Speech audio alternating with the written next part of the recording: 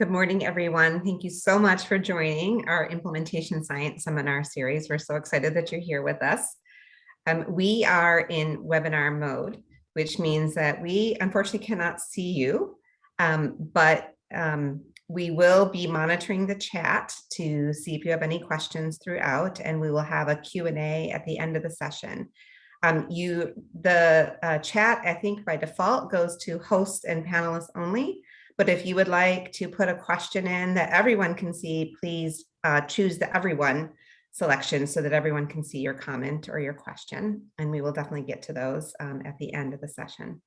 My name is Ronnie Elwee, and I run these implementation science seminars. They used to be out of the Department of Psychiatry and Human Behavior only.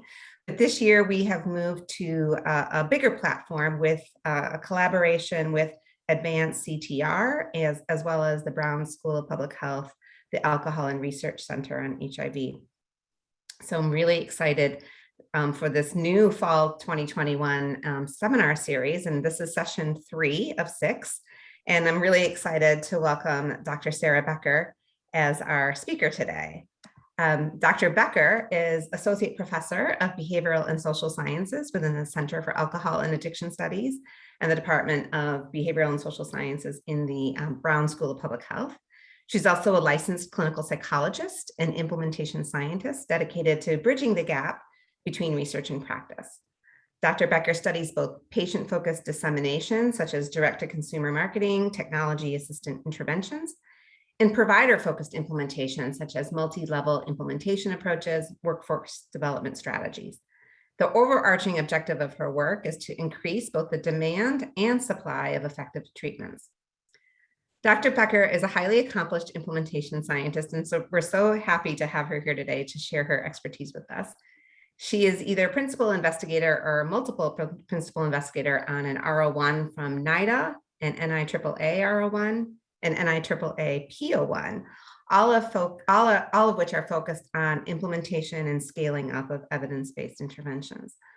Dr. Becker also serves as the director of the New England Addiction Technology Transfer Center, otherwise known as ATTC, which is a SAMHSA-funded center focused on providing training and technical assistance to the addiction and recovery workforce in New England.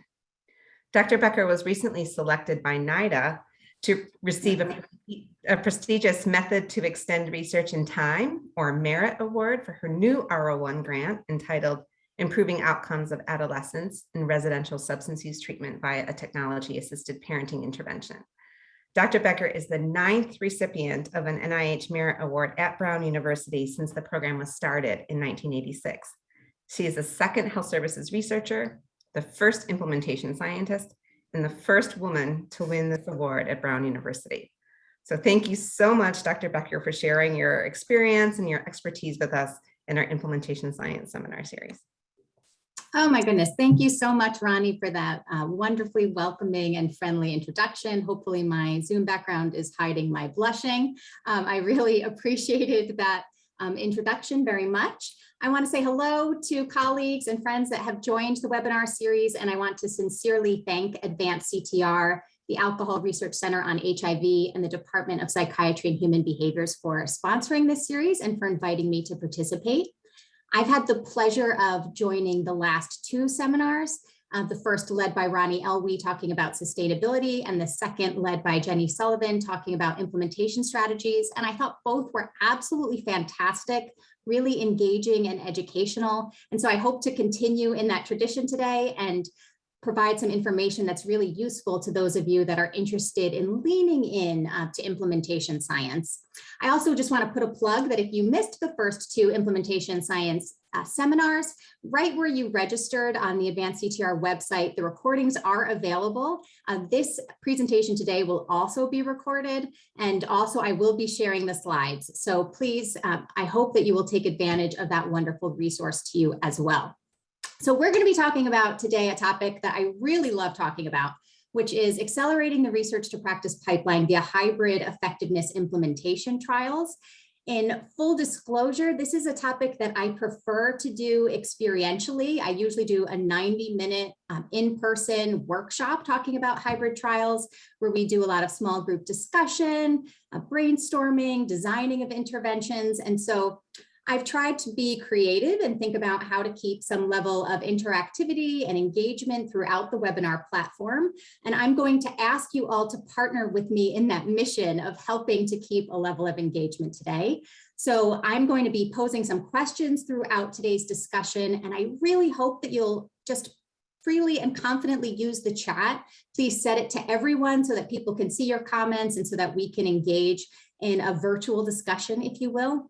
There will also be times that I'll be using polling features, and I really encourage you to answer the polls so we can get a snapshot of how the group is feeling about specific topics.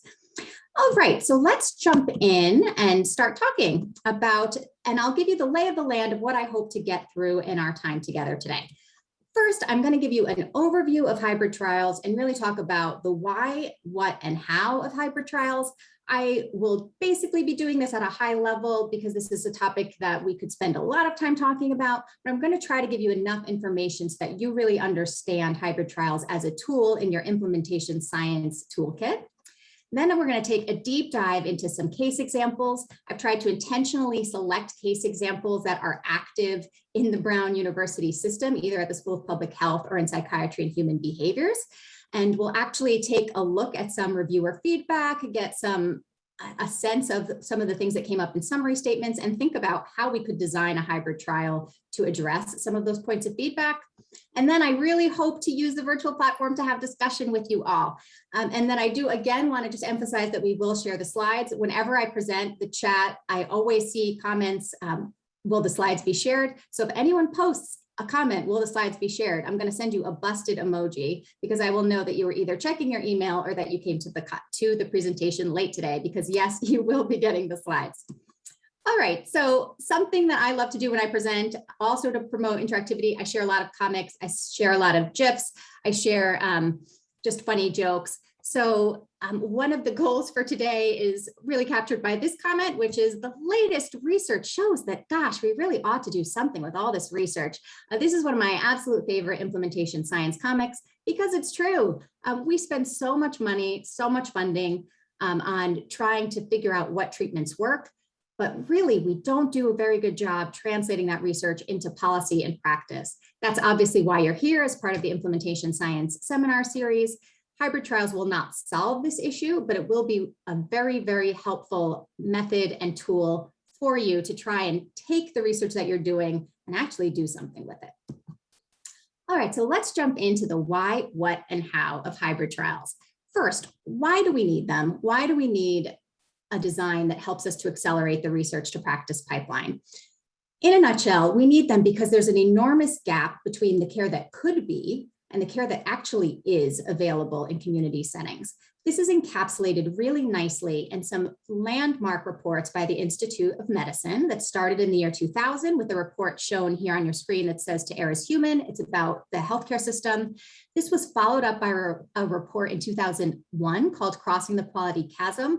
What I love about this report is it documents really the massive distinction between public health knowledge and what we know, and public health practice, what we do. And they actually make the case that the gaps and the silos are so pervasive that the word gap doesn't do it justice. They actually call it a quality chasm. And I just love that terminology because it shows you just how massive the challenge is before us. They followed that up with a series starting in 2006 that took a closer look at the healthcare system and specifically at mental health and substance use treatment. And the conclusion was, we've got problems in the healthcare system. We've got even bigger problems in the behavioral healthcare system. The system's even more fragmented. It's even more difficult for people to access effective treatment. And then where I spend most of my time is in the addiction field. And oh my goodness, the levels of gaps and challenges in the addiction system are really pronounced. Just to give you a little bit of a feel, only about 1 in 10 individuals who suffer from a substance use disorder will receive any treatment at all. And it's been estimated that only about 40% of people that receive treatment that we would consider consistent with best practice guidelines. So the vast majority of people who need support are not getting any at all. And there's obviously a lot of ways that we could improve this system. So why do our standing operating procedures contribute to these problems? One of my favorite manifestos was published in 2012, and somewhat depressingly, it's still very relevant today, but it was an American psychologist. It was led by Rotherbaum and Boris and lead authored by Bruce Torpeda. And they really just did a lay of the land and talked about some of the ways that our standing operating procedures really limit the impact of our work. And this is the first place that I want to pause for some interaction. I'd love it if you could just share in the chat, what are some of the standing operating procedures that we use in the behavioral healthcare field that really limit the ability of our interventions to have impact? Things that make it inefficient, things that make it slow. I'd love it if you people could just share some comments. It'll be much more fun to read comments than to watch me staring at the chat box awkwardly. So what do you think?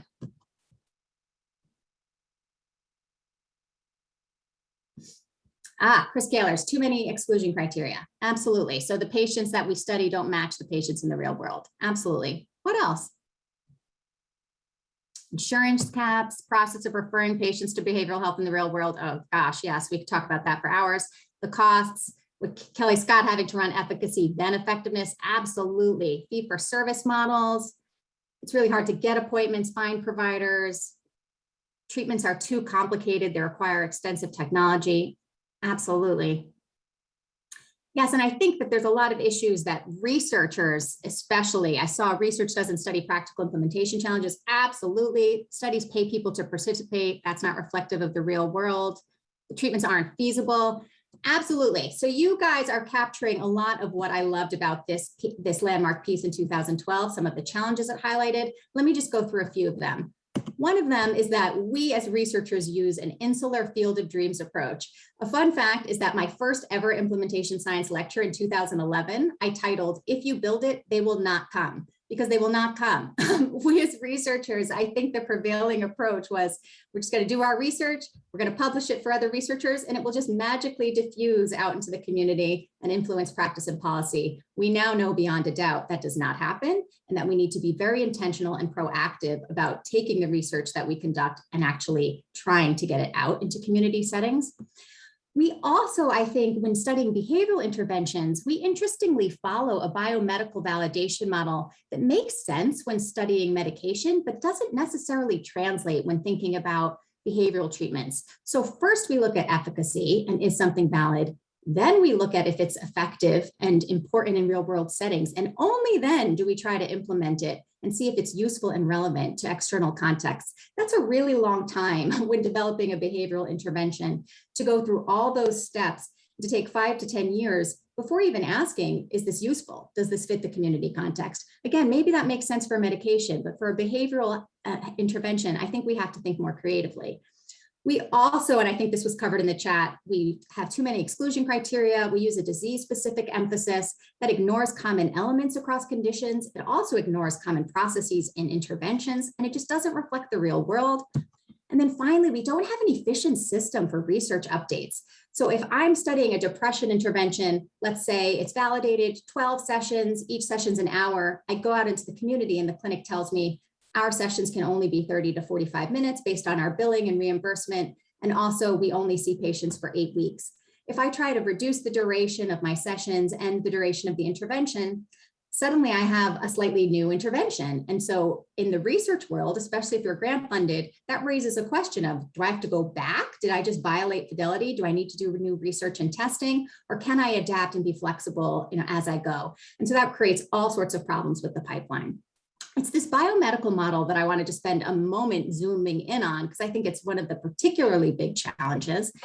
So if we think about the process of how we do research, and this is a slide from Enola Proctor's amazing grand rounds when she came to Brown in 2016, we first look at what to target in pre-intervention studies, then we look at what to deliver. And again, only then do we think about how to deliver it. And so it takes a very long time to get from pre-intervention to dissemination and implementation studies. How long of a time do you ask? I'm actually going to show you some depressing statistics.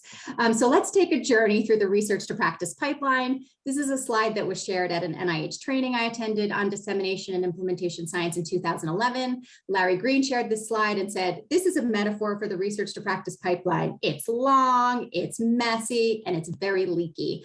And how leaky, again, do you ask? So right now I'm showing you a picture of the publication pathway with some statistics of the journey, or odyssey, if you will, from the time that you're doing research to the time that it actually influences practice. On the left, we see the percent of research that is lost at each part of the journey. So if you conduct a study, only 72%, so 18% of studies will be lost right away because of negative results. They'll never be submitted to a journal. From things that are submitted, almost half are lost right then. They never see the light of day in a publication. If you look on the right, we see that that first part takes about a year. It takes about a year from the time we have a publication to actually seeing it in a journal. I feel like it's actually been slower lately with COVID, but that I think is a pretty fair estimate. We then, once things are published, lose about a third of our data because the studies are too small. They never get pulled into systematic reviews. They never get pulled into meta-analyses. That again takes some time. Then we have a process where things go into bibliographic databases, and then there's a process of things making it into reviews, clinical guidelines, textbooks, things that influence the field. It's estimated that about half of the data is lost at that phase, and that process takes 6 to 13 years. And then I think the most daunting process is getting it from a review to actually helping a community or clinical context to implement it. It's been estimated that takes 9 years. So if you're doing mental math, the total estimate is that it takes 17 years to turn 14% of original research to the benefit of patient care. Clearly, we want to do better than this, and that is one of the reasons why hybrid trials are so important. So let's pause for a comic. Let's think about the status quo. We've got some friends up in a hot air balloon. We have someone on the ground fishing. The friends in the hot air balloon say, "Where am I?" The person on the ground says, "You're 30 meters above the ground in a balloon." And the friends say, "Ha ha ha, you must be a researcher." And the person says, "Yes, how did you know?" And they said, "Because what you shared is absolutely correct, but completely useless or unhelpful." And so I love to share this comic when talking about implementation science, because I think we just have to be mindful that sometimes when we go out into the community, we are perceived like the gentleman fishing on the ground. That we might have the best research, the best data. We might go in and say, we can help you to treat your patients in a way that's really going to improve their outcomes. But if what we're offering isn't relevant or isn't useful to that specific context, it might be right, but it doesn't make a difference. And so we really want to be mindful of making our research contextually relevant, making it fit the context, and be delivered in a way that's meaningful. And I think hybrid trials are a really, really exciting tool as one of many tools that can help you to do that. So let's take a look again at our pipeline, and let's just wonder for a second if we could go from what to target to looking at what to deliver and how to deliver it at the same time, or if we could blend those phases a bit more intentionally. That's exactly what a hybrid trial is. So in a hybrid trial, we think about the pipeline from efficacy studies to effectiveness studies to implementation studies, and we try to capitalize on the strengths of both effectiveness and implementation research, and we try to be in that space in between. Here's where I'm going to briefly go on a tangent. If you follow me on Twitter, this is where I was thinking about putting my math picture. But basically, I'm going to go on a soapbox for a second and say, when you look at publications about hybrid trials, they're called hybrid effectiveness implementation designs. My 2 cents, I don't think that's the right nomenclature. I think it's truly a hybrid effectiveness implementation taxonomy or description. We're basically classifying studies based on what the primary aims are. I would say it's not necessarily a design. I would say you could have a hybrid trial that uses a cluster randomized design or uses a stepped wedge design or an interrupted time series design. But really, this is a classification. If we have time later in the Q&A, we can debate this point. And unfortunately for you all, you're all muted, so no one can argue with me. So we'll just say that it's a taxonomy for today. All right, so I'd like to cite the seminal work of Jeff Curran and Mark Bauer, Brian Mittman, who was actually Ronnie's, one of her key mentors, Jeff Pine and Cheryl Stetler. This is a seminal paper that absolutely you'll want to reference, written in 2012, where they introduced the concept or the taxonomy of hybrid trials and 3 specific types of hybrid trials. The words on your screen right now are directly from a presentation that Jeff Curran, the lead author, shared with me. So this is actually his language. I'm not going to read it, but I just want to try to capture some of the key rationale that they said for why we would think about using hybrid trials. One is we're trying to accelerate the research to practice pipeline. We're trying to speed things up by blurring effectiveness and implementation. A key point that I think is really valuable is that we don't need to wait to have perfect effectiveness data before we start thinking about the context. We can do those things at the same time. Also, if we're doing implementation work, we can backfill some of our effectiveness data while we're testing implementation strategies. And then the last point I really love also, that even if we know something's empirically supported and we want to test the best way to get it out in the community, there's value to simultaneously looking at patient effectiveness, because it might matter how well or with what fidelity we delivered the implementation strategy. So that's another reason that even if you say, oh, there's so much data, I don't need to do a hybrid trial, you might think about doing a hybrid trial because it's valuable to get that patient and implementation data at once.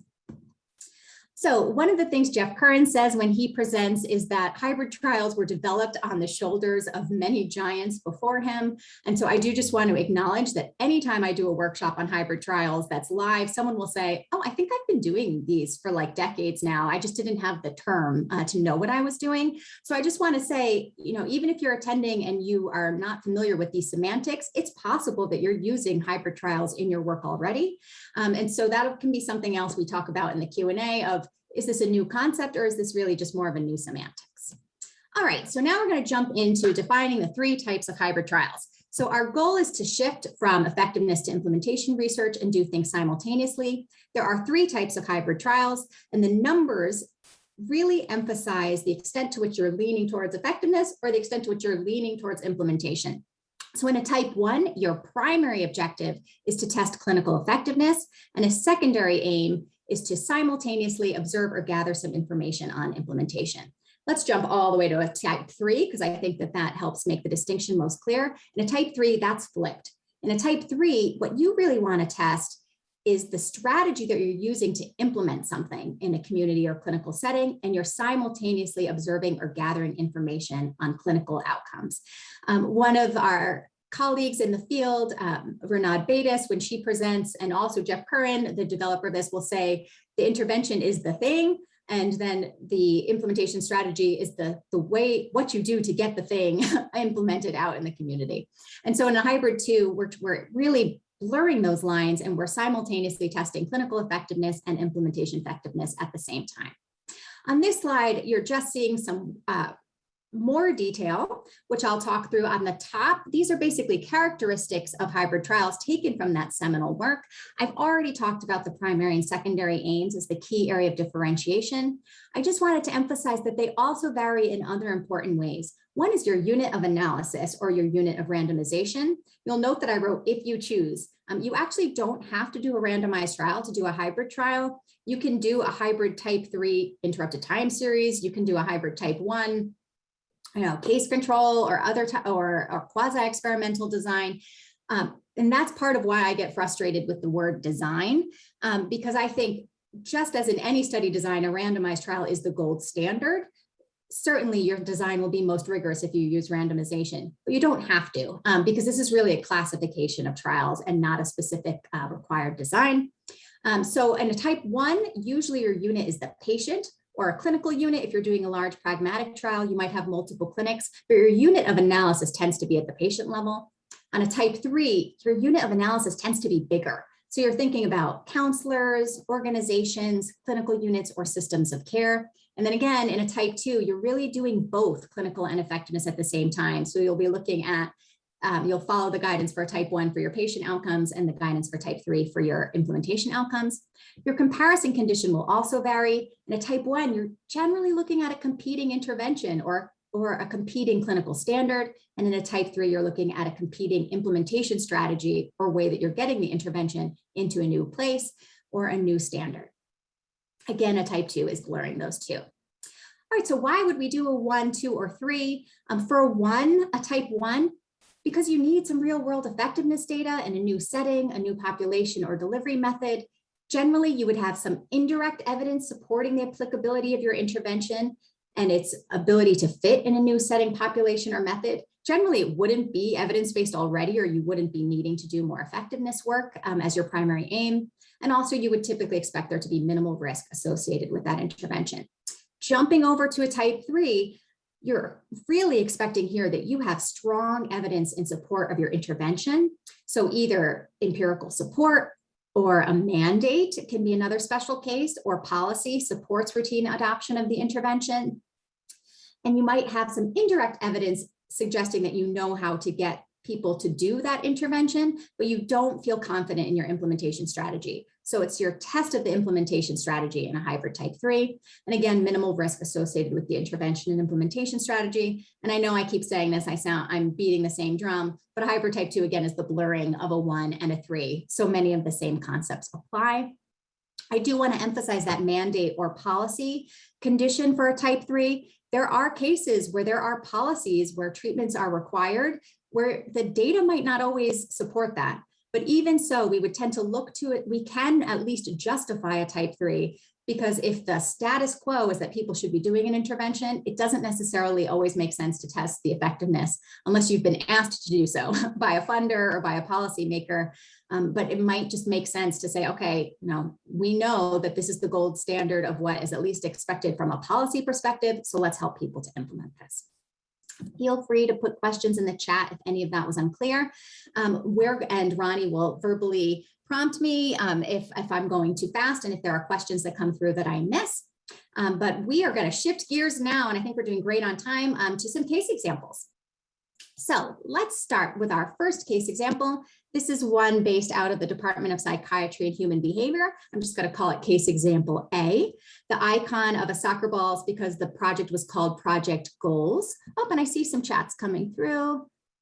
So let me just pause for a second. Sarah, did you want to answer questions as they come along or wait until the end? It's up to you. Okay, I can try to do a couple of these now because these were relevant to the last slide. So how much indirect evidence would you consider appropriate to begin a hybrid type 1 trial? So Caitlin, that's like $1 million question. That's the type of thing that at the end, I have a pitfall slide about some of the challenges getting hybrid trials funded. And I would say one of the challenges is that there isn't a very clear amount of guidance for this. And so some reviewers might say, oh, you have too much data. You don't need to do more studies of this, while others will say you don't have enough data. So I think, and I'm going to actually show you in a type 1 grant language that I've used in the past. And so maybe that will help to just give at least one concrete example of how we justified the level of evidence. I also see, how do we define minimal risk? Yeah, Caitlin, that's one that I think is less discussed in the Curran et al. Paper of what minimal risk is. But basically, I think they're just making the case that we're going into effectiveness and implementation because we don't have any reason to believe that what we're doing is harmful. If there was a view that something is harmful, I think we wouldn't be moving to effectiveness. We'd want to be doing it in much more tightly controlled context to make sure that what we're doing isn't creating any harm. And then what if you have a very strong EVP that hasn't been tested in a particular population? That's a great question. And I have seen that is another example where I think you can say, I'm going to do a type 1 because this new population hasn't been tested at all. Or you could say, this intervention has so much overwhelming evidence, and we have some indirect evidence to suggest it supports this new context. I'm going to shift further along the continuum and lead to a hybrid type 2 or 3. Hopefully I'm going to make it clear that there's no hard and fast rules for these. It's all about how well you can justify it. Okay, so Brooke is asking, to add to the question, often new manuals are created for each intervention trial. If interested in implementation, do you have to use the exact manual from a prior trial? Oh my gosh, Brooke. So this is what I meant before about how we do not have an efficient system for updates. I think when you're doing effectiveness research or implementation research out in community context, we often discover that our manuals are not written the way that community partners want them to be written. And so I think this is just another key concept that we could talk about in the implementation science series. I know Ronnie has a great talk on adaptation versus fidelity. And I think that's an example of trying to have fidelity to the manual principles, but being able to adapt some of the specifics without having to go back and do everything again. And do you have to prove an EVP doesn't work for a particular population before you can justify culturally adapting it? Oh my gosh, I feel like we could do a lecture on that and just the need for adaptation of EVPs. I wouldn't necessarily say that though as a reviewer. I would say certainly I've seen grants where an EVP works, but maybe there are some suboptimal effects or some reasons that we believe it would be stronger if adapted for a new population. So let's jump into some case examples because I think we'll be able to address some of the questions that are coming through by looking at some actual projects and the decisions that we made. Thank you all for in using the chat. I absolutely love that you did. Okay, so this is called Project Goals. The principal investigator is Tony Spirito. If you know him in this study, don't answer the polling question that we're going to put up in a moment, but not quite yet. But basically in this study, our team had done an R34, which is a treatment development mechanism. And we had tested a brief intervention for truant marijuana using teens. And we found very promising pilot data supporting and I put efficacy / effectiveness, because I would say our trial had some elements of efficacy and some elements of effectiveness, and in a pretty small underpowered sample. So we had about 60 teens, but the effects were encouraging, it looked good, and our intervention was delivered by BA level research staff that were fully embedded within the court setting.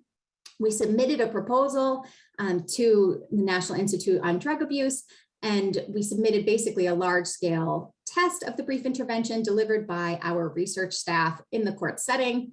The summary statement got hammered. So reviewer critiques asserted that we don't need another efficacy trial of brief interventions. We know brief interventions work for teens.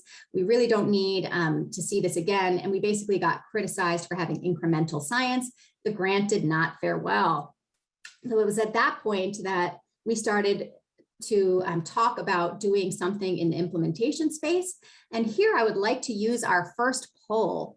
So if possible, for the AdvanceCTR team to assist with this, I'd love to put up a poll to ask you all what type of hybrid, if any, might make sense for project goals.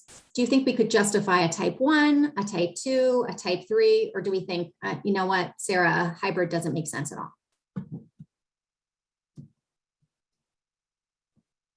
All right, and I think that we're going to see the poll until we get some responses.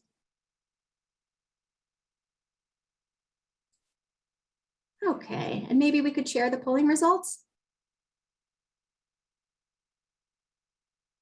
Okay, so I see 25% of you said a type 1, 55% of you said a type 2, and about 27% said a type 1.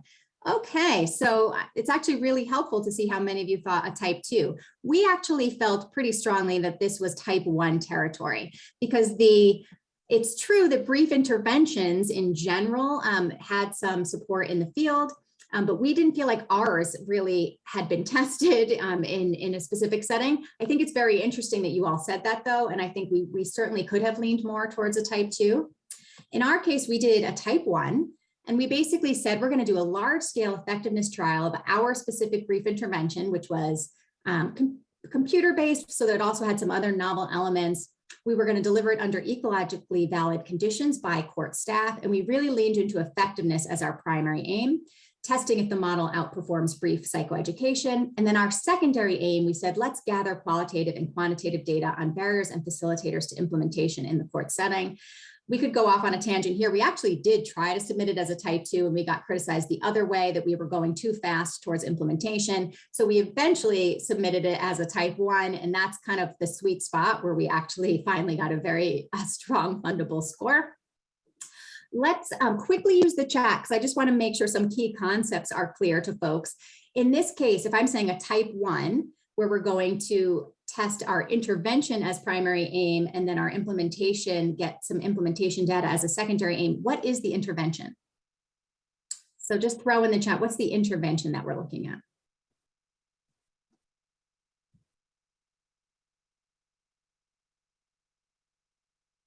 Is the quiet because we don't know?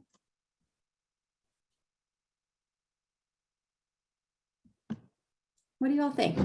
I'm seeing the chat go. Thank you. Thank you. The brief intervention. Yes, yes, yes. You're exactly right. So people saying brief intervention, brief intervention. So the brief intervention is the intervention.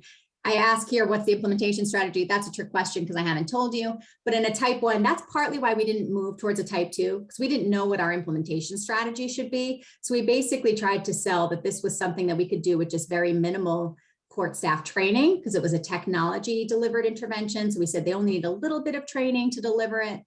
And so we'll provide some training, but that's another reason we leaned towards a type 1. And I'm going to actually give you all some actual grant text. I don't expect you to be able to read this all now, but I thought this would be a helpful resource to those of you that are considering leaning into hybrid trials, because for many of you that have done efficacy or started to lean into effectiveness research, this is a really nice, comfortable way to start to shift into implementation science. So let me just call out some of the key justifications that we made. So one of the things you'll note here is we actually educated the reviewers. And I highly recommend this unless you're going to an implementation science study section, because you should not assume that all reviewers know the nomenclature, that they're familiar with hybrid trials. So we really did a lot of hand-holding to tell the reviewers exactly why we were doing what we were doing. So we said, we propose a fully powered type 1 hybrid effectiveness implementation trial to test the effectiveness of 2 treatment conditions. For example, and then we defined what we were doing, a rigorous effectiveness trial comparing our motivation enhancement plus family checkup versus psychoeducation, and simultaneously gather descriptive information to guide future implementation efforts. And then here's where we really educated. We said in a hybrid type 1 trial, the test of an intervention effectiveness is emphasized as primary, while data on implementation outcomes are considered secondary. Hybrid type 1s are appropriate when the clinical intervention appears likely to be effective using a new setting, population, or delivery method, which in this application, we believe our motivation enhancement therapy and family checkup are evidence-based treatments, and our pilot data suggests it's likely to be effective in this specific population that's new. When the clinical intervention poses minimal risk and when factors likely to facilitate or impede widespread implementation are unknown. Some implementation questions addressed in this proposal include what are facilitators and barriers to delivering this intervention for truant marijuana using teens and by existing court staff? How likely is this to be implemented in court settings? And what strategies might maximize facilitators and overcome barriers? I also get asked all the time, what type of outcomes do you do in a type 1 trial? So I wanted to share transparently the outcomes that we looked at. We looked at measures of patient acceptability and feasibility. And these were things that probably many of you are already looking at in your studies. So we looked at things like attendance, withdrawal, retention, a client satisfaction questionnaire. We also very closely looked at staff and administrator attitudes, and we used 2 scales that are validated that I've listed here, the perceived characteristics of intervention scale and an evidence-based practice attitude scale. And then we really looked at barriers and facilitators. So some measures of organizational readiness for implementing, a measure of implementation climate, a measure of leadership engagement. And I would note all of those are very brief pragmatic tools, about 10 items, or really 5 to 10 items each. And then we had structured qualitative interviews and detailed process notes. Looking at our study timeline, I would note that we did the implementation aim at specific intervals, so it was not ongoing throughout the study. We justified collecting these data at 3 time points that did not map on exactly to our primary aim. And then the other thing I just want to do a shout out for, when folks are interested in doing a type 1 trial, it can be so daunting to say, how do I layer in an implementation aim? One of the amazing things about being in the field of implementation science is there are so many tools available for you. If you attended Jenny's fantastic talk last week, she shared the C4ERIC matching tool to develop your implementation strategies. Another amazing tool is the C4 guide at c4guide.org. You can actually go to this website and there's a link on the side where you can click qualitative data and you can say, I want to do a qualitative interview, and it will say, what type of concepts would you like to explore? And I could say, I think I'd like to look at, staff opinions about the relative advantage. I want to look at how complex it is, and I can pick a couple and it will generate a qualitative guide for me. So this is a fantastic tool if you're looking to do a hybrid type 1 and collect some qualitative data. Lots and lots of examples are in the public space. So here are some other hybrid type 1 examples. I think one of the best ways to write a hybrid type 1 is to read other hybrid type 1s. And so here are some published ones. All right, I'm going to try to amp up the speed. I think we'll just do one more case example. So here's one that is a study that I'm principal investigator on. And let's, again, pose this one for conversation. In this case, we had promising data from a small grant, an R21, showing that a specific training strategy or implementation strategy that our regional training center used increased the adoption of contingency management, which is an evidence-based treatment in specific settings. The intervention we were interested in helping these settings to deliver has been shown to be effective in multiple meta-analyses and systematic reviews. It's been estimated to be studied in over 100 clinical trials. And basically, we were looking at one training strategy, and then there were also some newer, exciting implementation strategies that were emerging around the same time. So I'm curious, and let's do our second polling question, please. what type of hybrid trial would you all consider for something like this? So this is a case where we have an intervention that has been shown to be effective in meta-analyses, and we have some pilot data supporting our implementation strategy.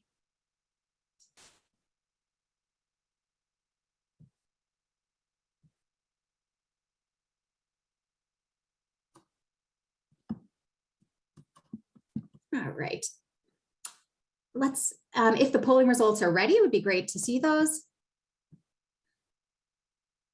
And you can probably guess, okay, so 2/3 of you said a hybrid type 3, and the rest of you said a type 2. I will be honest that I tend to not personally do type 2s, just because I tend to always have a stronger leaning of like which I want to do.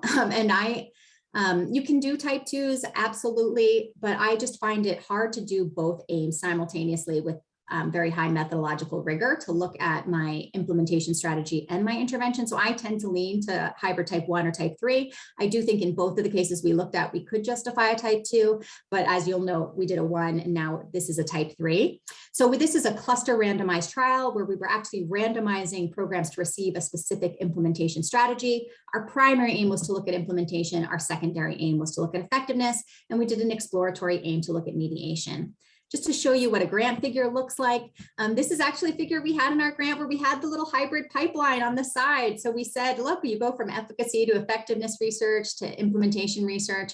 And if you think of effectiveness as yellow and implementation research as blue, yellow and blue make green. We're in the space in the middle. We're doing a hybrid type 3.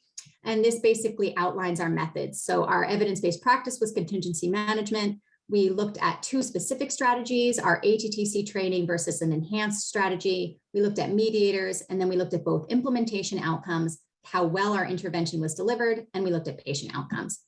And if you do a close-up magnifying glass on our implementation strategies, if you're writing a type 3, the same way that if you were to write an intervention study, you would really define all the ingredients of your intervention, you're going to do that with your implementation strategy. So here's an example figure that we used in our grant of just showing exactly what our implementation strategies consisted of. And so we had it phased over time. This is actually a well-known framework, topic for another training day. But we had preparation activities, implementation activities, and sustainment activities. We identified exactly what people were getting at each time in both conditions. And here are some more hybrid type 3 examples. All right, so I actually have a lot more content, but I think that perhaps we could stop and pause for some more questions here. Any questions about our rationale for doing the type 1 or the type 3? Feel free to put it in the chat. And I'll go on, but if I see the chat blow up. One more quick, I'm going to skip the last poll just for the sake of time. This one's a little bit of a trick question, so I'm going to just do it really quickly. This was a grant that I was brought in to consult on that was based in the emergency department over at Rhode Island Hospital. The team had a successful CDC study showing that they could recruit pediatric trauma centers and help them to develop policies around screening and brief intervention. They submitted an R01 to test the effectiveness of ESPERT, and the grant was critiqued. They were basically told, this is incremental significance. We don't need another effectiveness trial. Another key factor that affected our thinking here was that ESPERT was mandated at the time. So it was actually the policy of level 1 trauma centers that people be doing screening and brief intervention. So we had this fuzzy space where ESPERT wasn't exactly an evidence-based intervention for adolescents, but yet it was mandated in the places that we were working and had been recommended by over 10 national organizations. So this one's a little bit of a trick question that I think you could justify doing a type 1 and say we really need to look at effectiveness. You could justify a type 2 or you could justify a type 3. In our case, we leaned into a type 3. We said this is a special case. Remember that special case we talked about before, that a mandate or policy supports routine adoption of the intervention. So we thought it was time to lean in and really see if we could help train. I want to quickly show the design because this is one of my favorite designs that I've been using more and more in my research. I have this trial that's ongoing and then another trial pending that uses a stepped wedge trial. I like to emphasize a stepped wedge trial because as an implementation scientist, when I go out in the field and talk to community partners and do things like cluster randomized trials, which I'm doing now, people will always ask me, Sarah, well, which implementation strategy do you think is better? or which one, should we want to get, or which one are we more lucky if we get? That's awkward. It's hard to recruit organizational partners and say, half of you are going to get our control implementation strategy and half are going to get our better implementation strategy or our one that we think is more experimental. You can, of course, have reasons why you can say, oh, it's not established yet, we don't really know, but it always, I feel, puts me in an awkward position relationally when one is clearly the better one. So a stepped wedge trial is something that I'm really loving using lately, because in a stepped wedge trial, folks don't get randomized to a specific condition. They get randomized to when they get that condition. So what you're seeing here is the timeline for working with 10 pediatric trauma centers. In our grant, we planned to work with 12. We ended up working with 10. But basically, what you see in the white boxes are folks all getting usual care at the same time. And then over time, clusters of folks get randomized to get the active implementation strategy. So they're getting usual care. And so the first 2 sites get usual care for 12 months, then they shift into preparation and implementation. The next 2 get usual care for longer, and then they shift into active implementation. The next 2 sites go for 3 cohorts, and then they shift in. So by the end, everyone has gotten your active implementation strategy. So this is a design I'm finding that I really like lately. All right, I'm seeing some chats. Could you talk about the type of mediators you choose depending on the type of the hybrid? So yes, Jovanska, but you hit it, Jovanska, that if you're doing a type 1, you'd probably be looking at mediators of clinical effectiveness, so mediators of the intervention. If you're doing a type 3, you'd be looking at mediators of the implementation strategy. So things like at the organization level, like implementation climate, leadership engagement, things like that. Okay, I do have examples of type 2s here for you. The best example I have is one of my friends, Brian Garner, because I love this example because he rigorously tested both implementation and effectiveness. He actually randomized organizations to get one of 2 training strategies, and then within each organization, randomized patients. You can see why maybe I stay away from type 2. My friend Brian calls this design the beast. But basically, to do both aims really well, really rigorously can be challenging and complex. But you can do type 2s that are slightly less rigorous than what Brian did. And so here are some examples of type 2s. I also, just before I conclude and shift for questions, want to emphasize that you don't always have to do a hybrid trial. I actually have 2 trials ongoing now, neither of which are hybrids. In both cases, I made the decision to either shift towards effectiveness or to shift towards implementation only. So what you're seeing now is just some pictures of a new trial that I have called ParentSmart, where we very intentionally decided to do a pragmatic effectiveness trial and did not lean into implementation. So we did not do a type 1. And the reason we did this is because this is a technology delivered intervention. So there's a computer program that parents can use called parentingwisely.com. We also have a parent networking app where parents are networking with each other. They're getting text messages. And basically, this is from our grant, our overview of our aims. Our intervention consisted of an off-the-shelf program, some telehealth sessions, and some networking. And when I really thought about who's going to deliver those coaching sessions, I just couldn't convince myself that we could ever get a residential program to do this because it happened after the teen was discharged. And so I was like, who's going to own this? The residential center no longer is caring for that person because they're out in the community. If I try to get an outpatient person, the parents aren't linked to them yet. So I basically decided that this should be an off-the-shelf product that is procured and purchased by residential programs, or that is procured by the state or some other mechanism. So as a result, our intervention is an off-the-shelf product. And so I couldn't justify doing a hybrid trial because there was no implementation context really, other than asking what would make you refer to this intervention. So I do think if you're doing mobile health, hybrid trials get a little bit fuzzy of, is it really a hybrid trial or is it really an effectiveness trial of a mobile health intervention? So just to walk you through that, this is a decision that my team made to lean into effectiveness. I've also made a decision on the other end of the spectrum. I have an ongoing implementation trial with my friend Caroline Quell. And in this case, we had data in South Africa that they were really struggling getting people who are aware of their HIV status onto HIV treatment. These are statistics from South Africa at the time we started the study.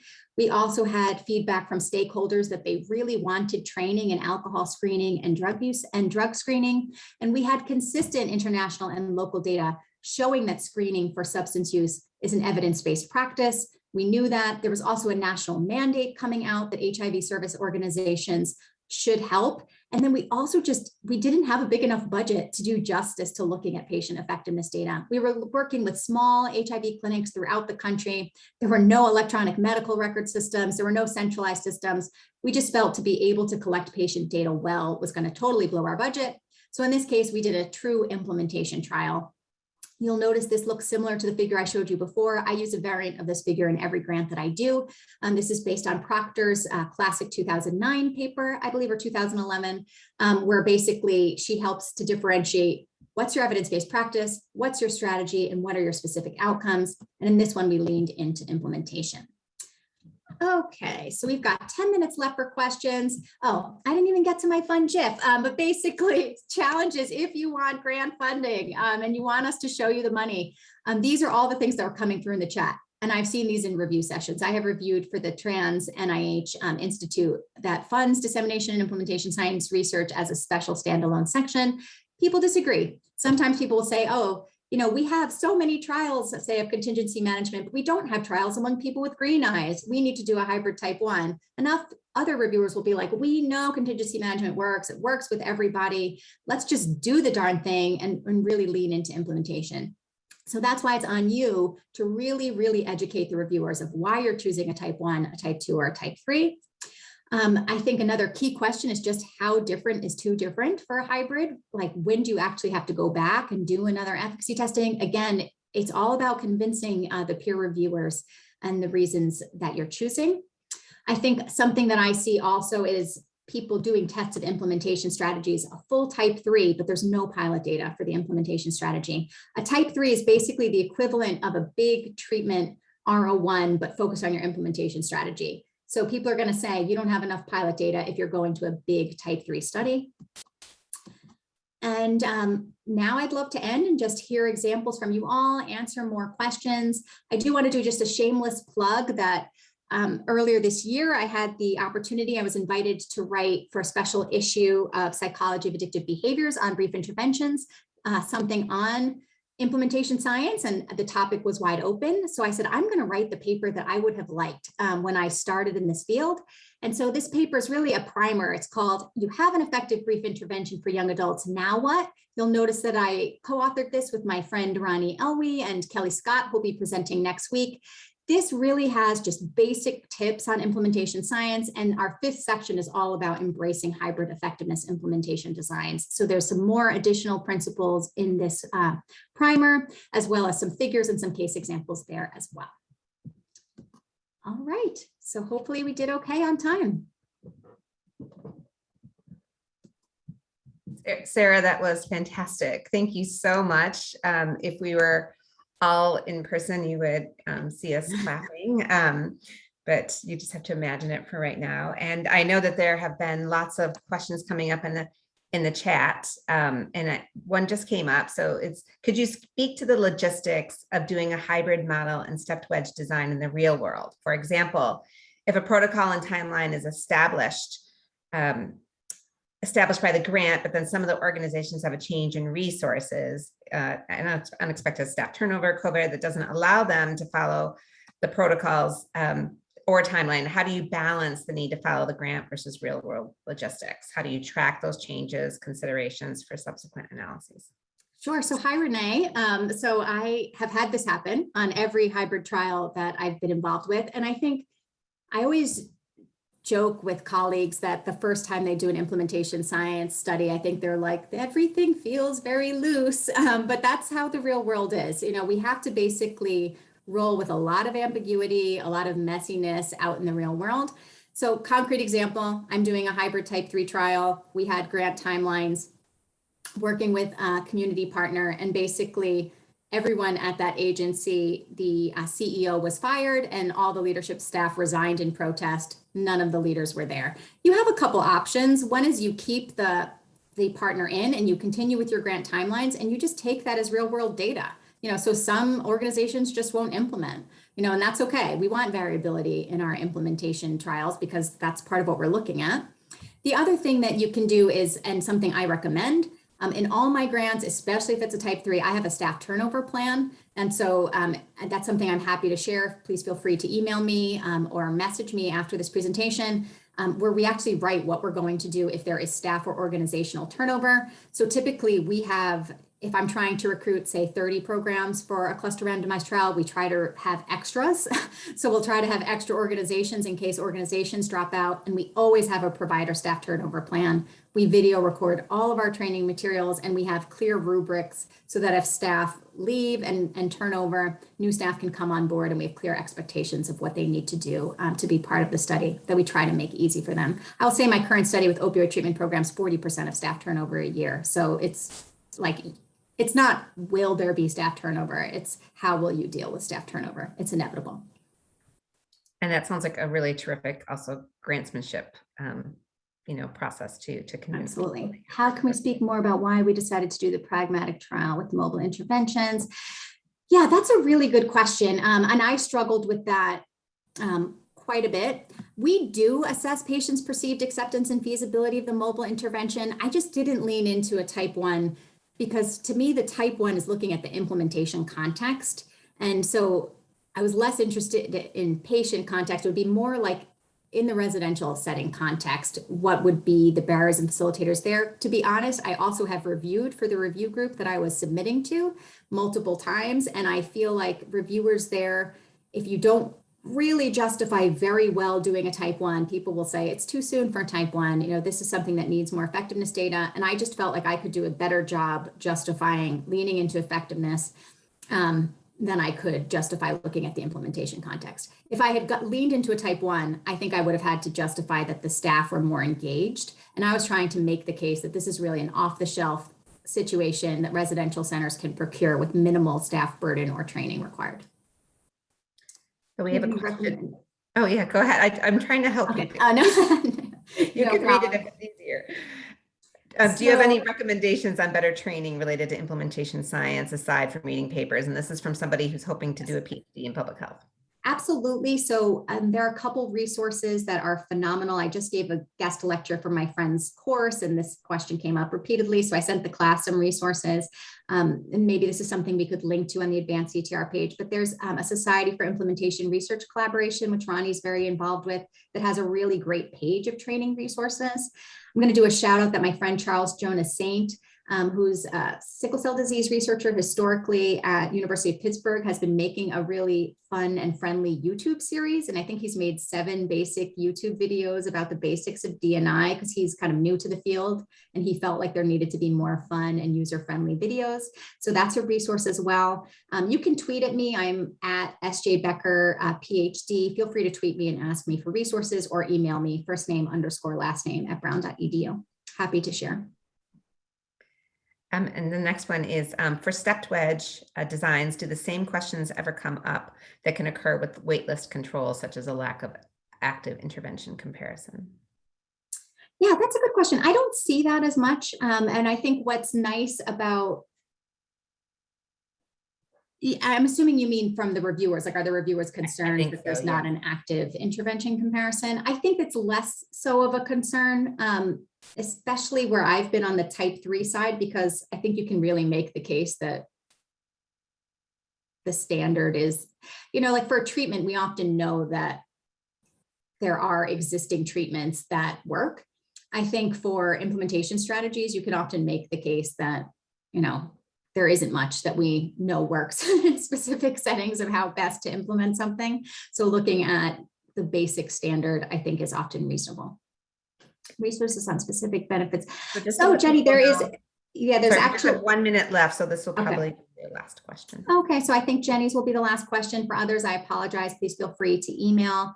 But for Jenny, there's a new, there is a group at UW that specializes in school-based implementation led by Aaron Lyon. They have a wonderful website, and I think they're launching a new training institute this year. Yes, called SMART is the acronym. And well, if you want, can you provide some examples on designs that do not use an RCT design? Yeah, so Yovanska, I think I put this in the chat during Ronnie's talk 2 weeks ago, but basically I've seen more and more interrupted time series models where people are doing studies where they're not necessarily randomizing, but they're doing kind of an interrupted time series to assess implementation at specific time intervals. Yeah.